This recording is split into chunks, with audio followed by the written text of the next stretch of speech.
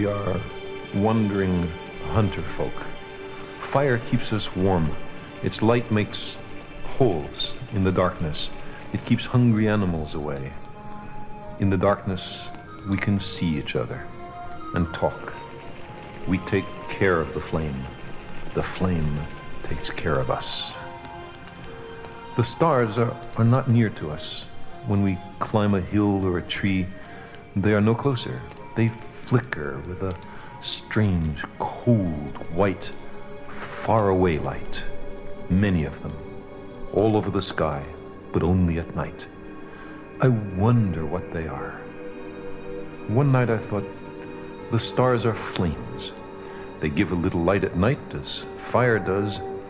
Maybe the stars are campfires, which other wanderers light at night. The stars give a much smaller light than campfires, so they must be very far away. I wonder if our campfires look like stars to the people in the sky. But why don't those campfires and the wanderers who made them fall down at our feet? Why don't strange tribes drop from the sky? Those beings in the sky must have great powers.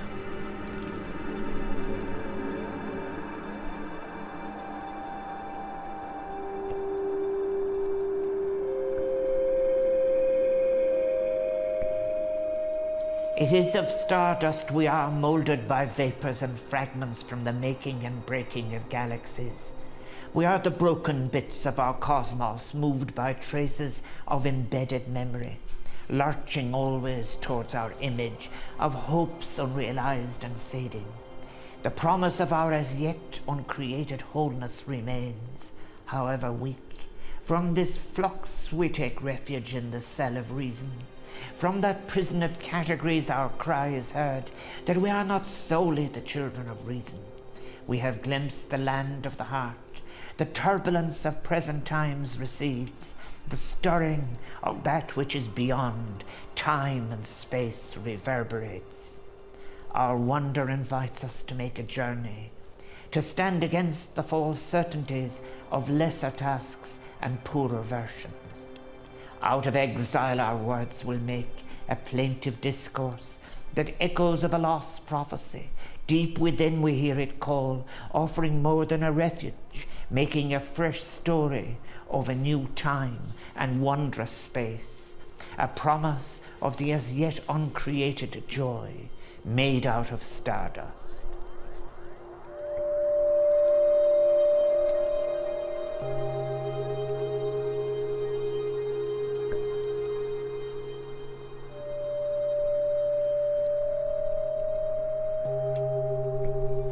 In 1992, I became an aeronautical engineer, crafting a paper Apollo 15.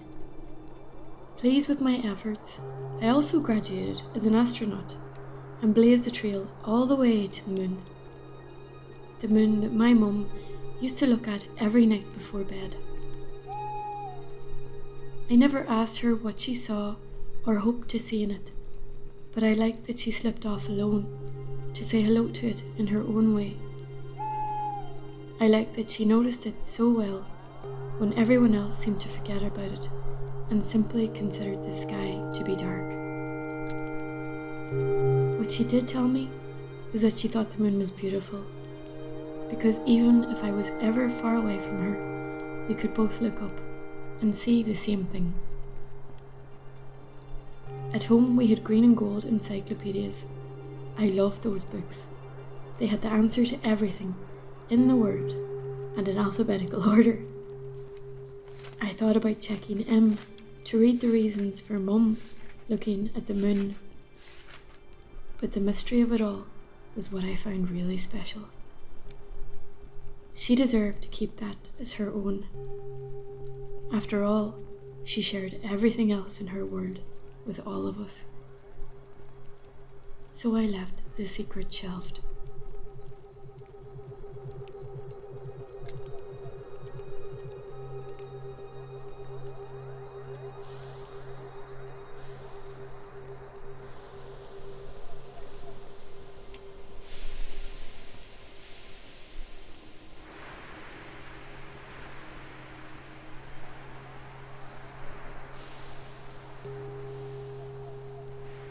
Did you see the stars last night? Like flakes of Achill sea salt sprinkled across a pristine parchment sky. Pergamon never saw the likes of it. A virtual library of mythical proportions. Here, the chained maiden Andromeda, the ruler of man. There, our own Columba, the dove. And look, Venus in March, bright, regal, and beautiful. But that's not all. The rocks on Sleepmore Mountain stirred. Portals opened to the celestial call, unveiling the heavenly constellation mapped in astronomical precision on our island home. From the starry, follow Ariadne's thread through souterrain passages to Giant's Grave, Crumlough and Cashel. A labyrinthine journey into mysterious darkness, deep into our very self.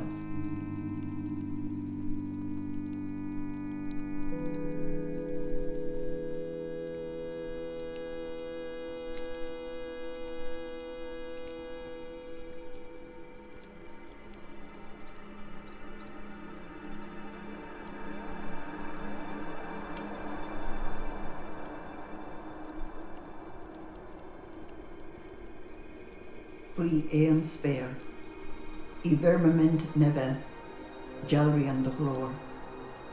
A isci oscial na Spéire, a ghrian agus a gheala, a réaltí na Spéire, a bháiste agus a drúcht de gas sort, a hinne agus a háas, a uacht agus a brothel, a hnachta a heoch agus a air. Faoi éan Spéir, Jalrian glór an crochigór. A íonta agus a léanta, a tholis agus a godacadis, a leasa agus a scamla, a léifte agus a chnacha, a lúbana a ásan ar an talamh, a tobaracha a airige agus a amnacha, faoi éan Spéir, Jalrian glór an crochigór. A bhíle móra agus ga an lúisian sna hiiscí. A éonlaigh ile an éir, a anmhíthe agus a háinte.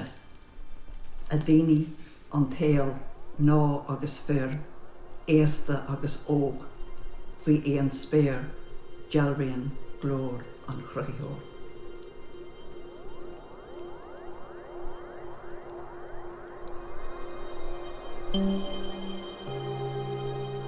I find myself on this land and realise I've never truly known darkness. Time in the countryside shed a light on my concrete life.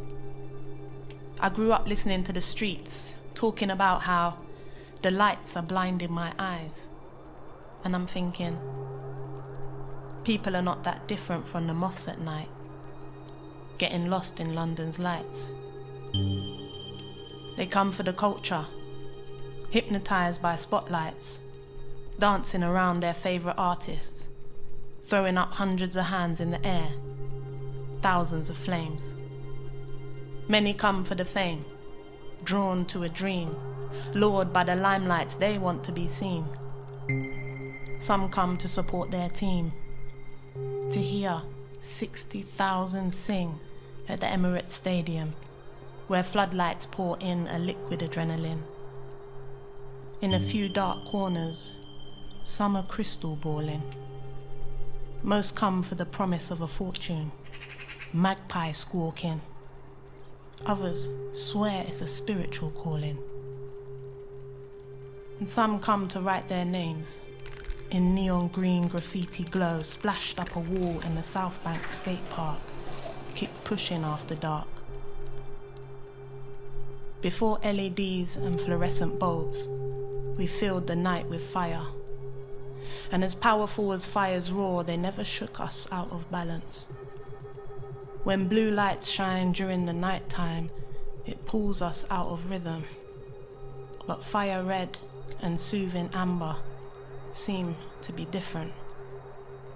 I never knew that the wealthiest areas are the darkest at night, or that most of us living in the UK can't see more than 30 stars.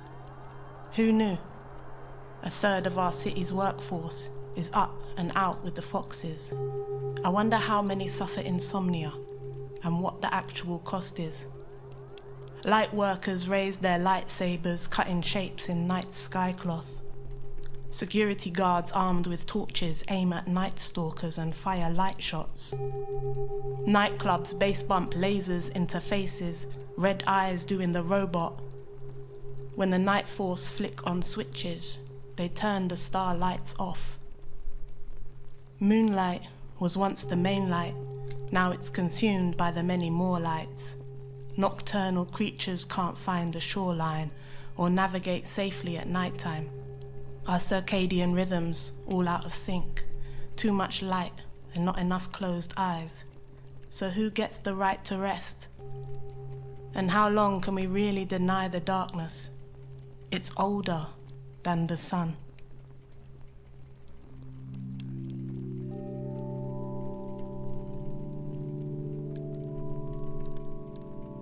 Beneath the dark sky, I recall as a child how the night played on my mind. The call of the raven outside the window, lost souls crying as the wind did blow. I would call my mother to my side to explain what creatures dwelled outside, that I could hear passing by each night under a starry sky. Now don't you worry, my dear child, is what my mother would say, for when the sun sets down beyond, the fairies come out to play. In valleys beneath the mountains high, they will gather under the darkened sky, to sing and dance and song once more, in their many folds throughout all Shamor. From a lonely mountain after eve, a giant will rise from his tomb. Reaching out from beyond his own cursed sleeve, he rises up the moon. His pale soft light shining down, lights up again the holy ground, where pilgrims once came to pray for hope and a bright new day. Then from a door on a mountainside, the goddess will appear, for she lights up the stars far and wide you see on nights so clear. She flies out the skies as a raven, to call our souls back up to heaven. From shallow graves filled by blight, they will shine out in eternal light. So child, don't you fear the creatures of the night, for the wrongs of the day their magic will put to right. When you see the pale moon rising, the distant stars shining, remember that a new day just for you is on the way. With the passing of those days and nights, the years have rolled on by. This world has stolen like a thief the innocence of that young boy. For even now as I stand a man, I journey back when I can, to view the moon and starry skies through the eyes of that young boy.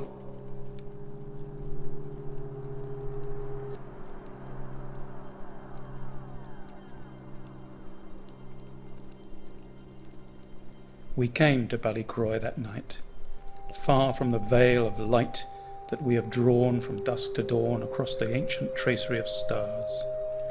We came to seek them out, to seek the stars that made all things our stardust eyes searched. And there, between the scattered rags of cloud, driven south across the polar star and sinking moon, Capella nursed her kids beside the faintly offered stream that is the Milky Way. The rising tangle of the Pleiades cleared Nephin's dark and sodden brow. Light flying here 400 years, announcing winter, chill constellations calling, see us, as the clouds allowed. And I was calmed, and later took the wonder back to those who cannot see these lights, to tell them of immensity, of what moves there above the veil of wasted light, to tell them of the ancient night we saw at Ballycroy.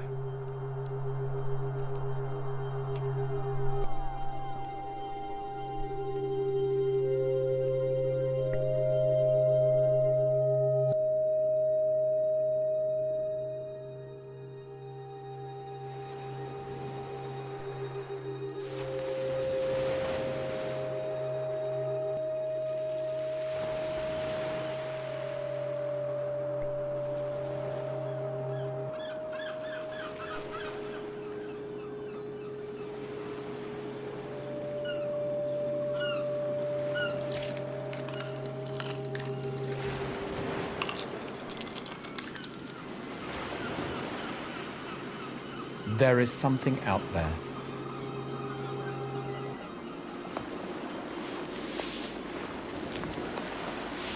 That draws you in.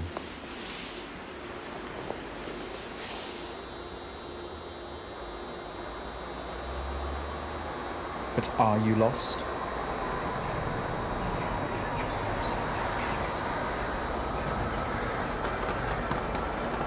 Even if you had all the guidance,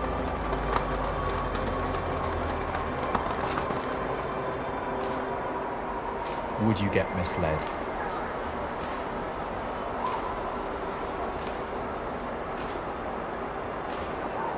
A moment before it hits you, will you recall?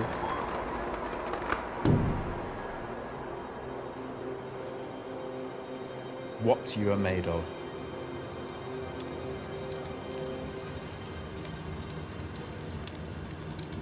What you are shaped by.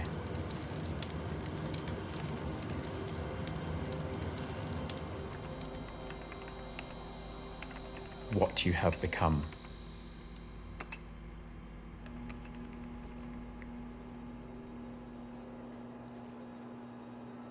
And what you can achieve.